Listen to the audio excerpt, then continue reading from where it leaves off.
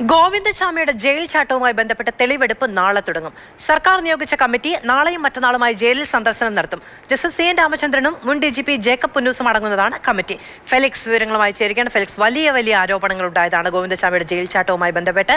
പിന്നീട് ഒറ്റയ്ക്കാണ് ഇത് നടത്തിയത്, ആവിഷ്കരിച്ചത്, നടപ്പിലാക്കിയത് എന്ന് ബോധിപ്പിക്കുന്ന തരത്തിലുള്ള ചില CCTV ദൃശ്യങ്ങളൊക്കെ പുറത്തുവിടുകയും ചെയ്തു. പക്ഷേ വിമർശനങ്ങൾ വലുതാണ്. എപ്പോഴാണ് കമ്മിറ്റിയുടെ സന്ദർശനം, മറ്റു നടപടികൾ?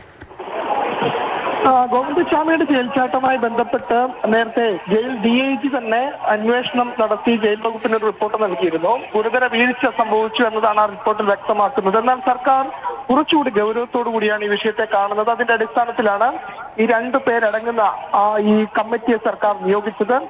റിട്ടയർഡ് ജസ്റ്റിസ് CN രാമചന്ദ്രനും ഒപ്പം മുൻ DGP ജേക്കബ് പുന്നൂസും.